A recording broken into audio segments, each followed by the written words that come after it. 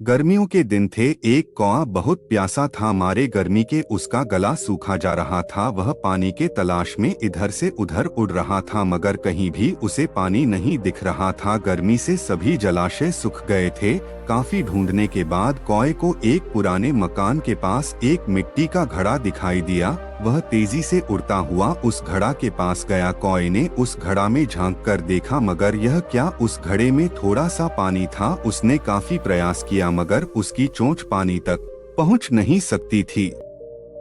अचानक से उसे एक उपाय सूझा। उसने पास जमीन पर पड़े हुए कंकड़ को एक एक कर उठाकर घड़े में डालने लगा। जैसे जैसे वह घड़ा में कंकड़ डालता जाता, वैसे वैसे घड़े का पानी ऊपर आने लगा। यह देखकर वह काफी खुश हुआ। ऐसा करते रहने से जल्द ही उनकी चोंच पानी तक पहुंच गई। इसके बाद कौए ने जी भरकर पानी पिया और खुशी से कौफ कौफ करता उड़ गया। दोस्तों, इस कहानी से क्या शिक्षा मिलती है? तो इसका जवाब होगा कि इस कहानी से यह शिक्षा मिलती है कि जहां चाह वहां राह। हमें विपरीत परिस्थितियों में भी धैर्य नहीं खोना चाहिए और उससे उबरने का प्रयास करना चाहिए। इससे कोई न कोई राह निकल ही आता है। यह कहानी आपको कैसा लगा, इसके बारे में कमेंट बॉक्स में जरूर लिखिएगा। चालाक लोमड़ी और मूर्ख कौआ।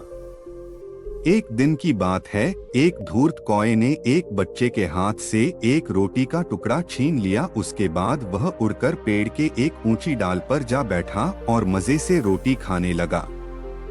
उसी समय उस रास्ते से गुजर रही एक लोमड़ी की नजर उस कौए पर पड़ी। कौए को रोटी खाता देख लोमड़ी के मुंह में पानी आ गया। वह उसी पेड़ के नीचे जा पहुंची जिस पर वह कौआ बैठा था। उसने कौए की तरफ देखकर कहा, कौए राजा नमस्ते, आप अच्छे तो हैं? कौए ने कोई जवाब नहीं दिया। फिर लोमड़ी ने उससे दोबारा कहा, कौए राजा, आप बहुत चमकदार और सुंदर लग रहे हैं। यदि आपकी वाणी भी मधुर है तो आप पक्षियों के राजा बन जाएंगे। जरा अपनी आवाज तो सुनाइए।